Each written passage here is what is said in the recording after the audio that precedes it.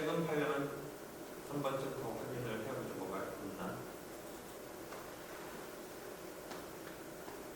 이건 전환합치 판결로서 기존에 있던 것을 재확인한 판례고요.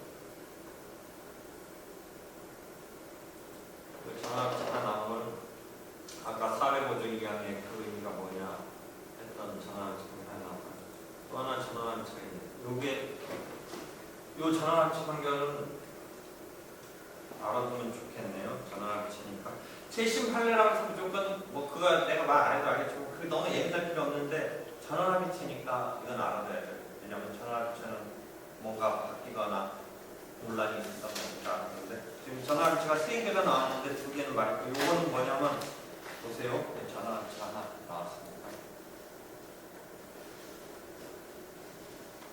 국가만으로 소유권 보전 등의 경우에서 이 부분에서 이런 상황이네요.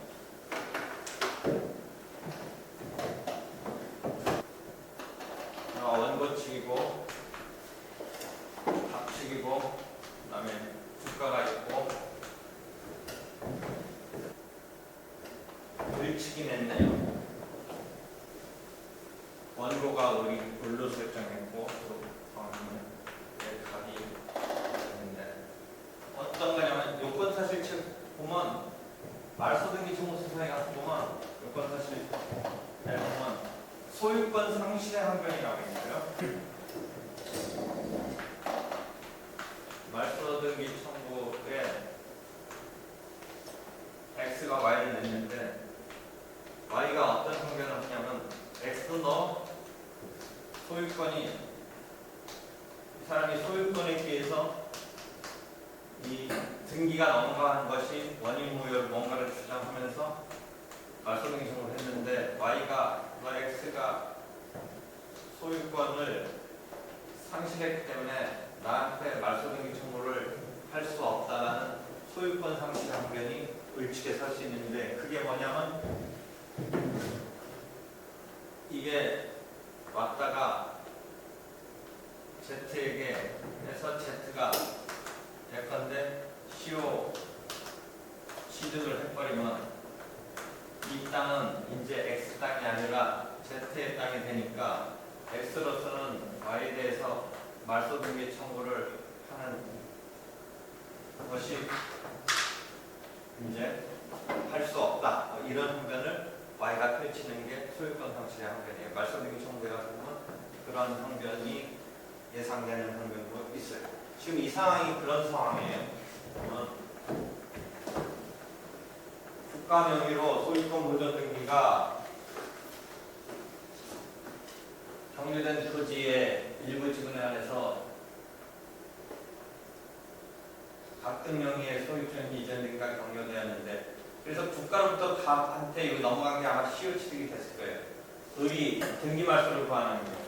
원래는 그러니까 원고 을의 아버지가 뭔가 옛날 일친때 그때 사정받는다, 땅을 사정받는다 그런 것에 의해서 했고 상속을 받았는데, 그래서 국가를 상대로 말소하라 라고, 보전등기 국가가 한 건 잘못이다 말소하라 라고 해서 이런 소송을 내는데, 결국 이 경우에 어떤 게 문제가 있냐면 이런 판결이 이미 앞에서 확정되자 을이 국가를 상대로, 이번에는 원고가 을이 소유권 보존 등기 말소 등기 절차가 이 갑이 시효 취득함으로써 이제 국가는 이행불능이 돼서 손해배상을 인정을 하급심에서 했는데, 이 원고의 말소등기 청구권에 기한, 즉 물권적 청구권에 기한 것이 이행불능으로 인했을 때, 즉 전보배상 청구권이 인정되는지 여부에 대해서 안 된다라고 봤는데, 물론 반대 의견이 있는데 안 된다고 했어요. 그래서 여기서 보면 쭉 보면 소유자가 자신의 소유권에 의해서 말소 등을 할 수 있는 경우에, 즉 원고가 국가를 상대로 또는 X가 Y를 상대로 말소 등기를 할 수 있는 경우에 그 권리는 물권적 양해배제 청구권으로서 성질을 갖는데, 이 경우는 이제 전보배상의 청구를 할 수 없다. 요 판지예요.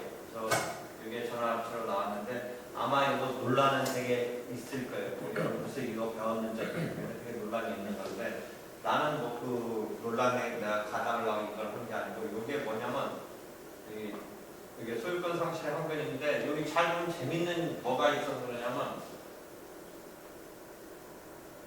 선행 소송이 있어서 뭐가 있었냐면 원고가 국가와 이렇게 있었으면 국가가 뭐라고 답변을 했었으면 되냐면 이 값이 지금 요 그림에서 본다면 Z가 CO치도 됐기 때문에 원고가 값한테도 패소해야 되고 원고가 국가가 소유권 상실의 항변을 해서 값이 소유권을 CO치되기 때문에 원고에 대해서 국가의 소유권 상실의 항변이 받아들여져서 원고의 국가에 대한 정보도 원래는 기각됐었어야 돼요.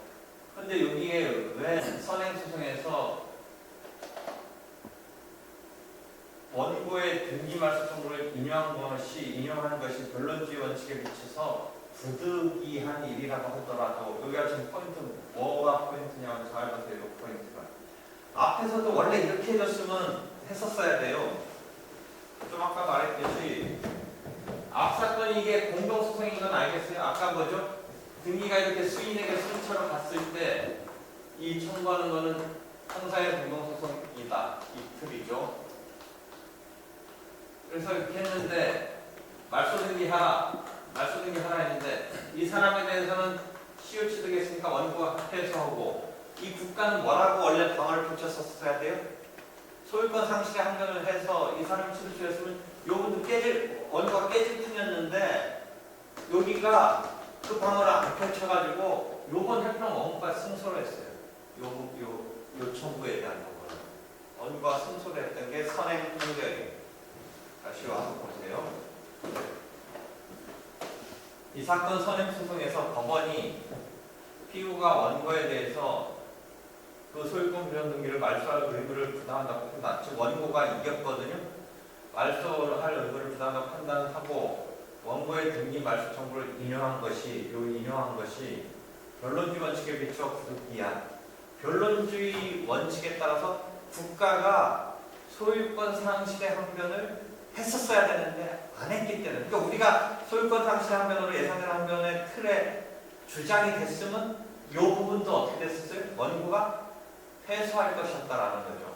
그런데 국가가 변론주의 그러니까 원칙상 이란 말은 국가가 그 주장을 펼치지 아니하였기 때문에 국가가 패소를 했어요. 그래서 원고가 이미 CBC 완성에는 성상의 상실의 변함이 없어. 그렇다고 하더라도 뭐 그건 그 선행은 선행 소송이고 그렇다고 하더라도 CO치도 완성으로 이 사건 토지에 관해서 소유권을 원고가 상실했기 때문에 이제 불법 행위를 이유로 한 손해배상은 변론으로 하고 원고가 국가 등에 대해서 불법 행위에 기한 손해배상 변론으로 하더라도 이 말소등기 청구의 대상으로서의 청구는 할 수 있느냐 보면서 할 수 있었다라는 하급심을 깨고 물권적 청구권의 이행불능, 즉 말소등기 청구권이랑 방해배상 청구권이 일단 이행불능이 됐기 때문에 전보배상 청구권은 인정되는지 여부에서 안 된다라고 지금 전화비치 판결이 정리를 해준 거예요. 다만 논란이 있을 거예요. 이게 많이 논란이 있을 것 같은데 공동이행 방식 조합에 관한 것이고요.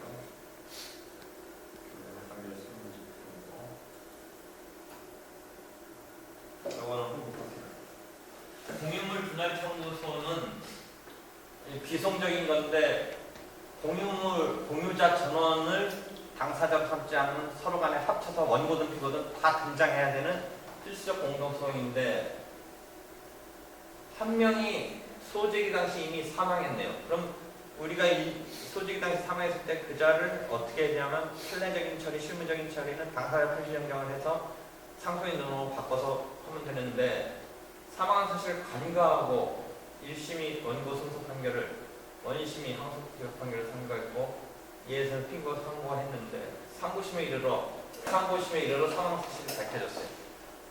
상고심에서는 표시 정정을 인정하지 않았어요. 지금 이 판례가 그러니까 이미 사망한 자를 상대로 한 소재기는 수송 요건을 갖추지 않은 것은 부적부한데, 그래서 부적부한 것을 피하려고 상고심에서 그 상속인으로 표시정정을 요청했더니 상속인으로 표시정정이 상고심에서는 판결을 그렇게 해서 표시정정을 함으로써 보장할 수 있느냐 부분서 보장할 수 없다라는 최근 판례가 하나 있었네. 그러니까 아직 이 원문 판례가 아직 안 뜬 거야.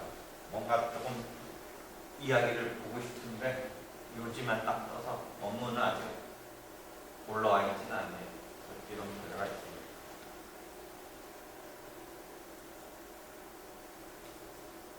이건 아까 봤던 거고요.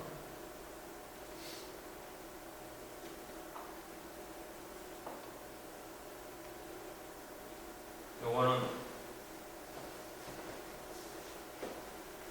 채권자 취소 소송에서 피보전 채권이 뭐냐면 갑이 을의 병에 대한 관계를 취소시킬 때 갑이 을한테 갖고 있는 그 채권, 채권자 대리 소송에서 똑같이 피보전 채권을 변경하는 것이 소의 변경에 해당하는지 여부.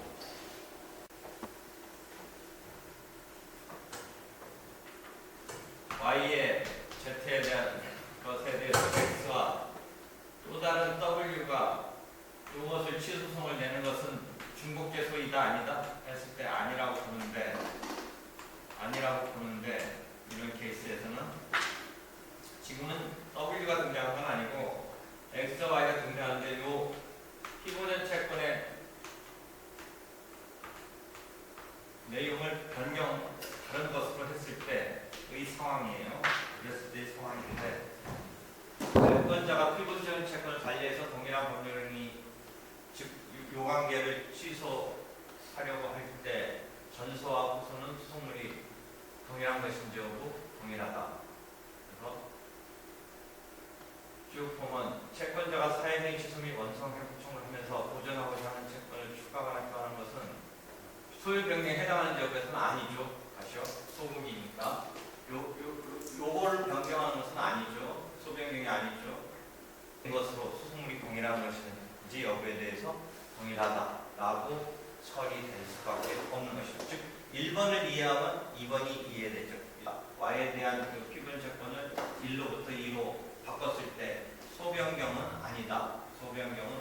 피부전 채권만이 지금 바뀌어서 제공됐을 때 피부전 채권이 바뀐 것은 소송물에 있어서 소외 변경에 있어서 소외 변경을 보는 건 아니고 그 다음에 그렇기 때문에 이제 소송물에 있어서는 요게 영향을 주는 건 아니고 요게 포인트니까 동일한 소송물이 동일한 것을 본다. 이 포인트 이해되겠습니다. 그런 결과가 있습니다.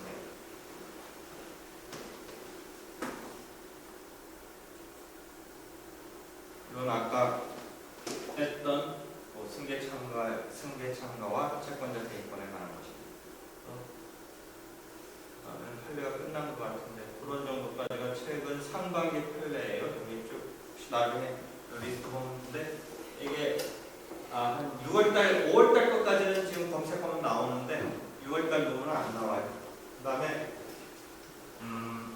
너무 뭐 최신 판례라고 해서 뭐 예민하게 할 필요는 없고 수고했어요. 여기까지만 할게요.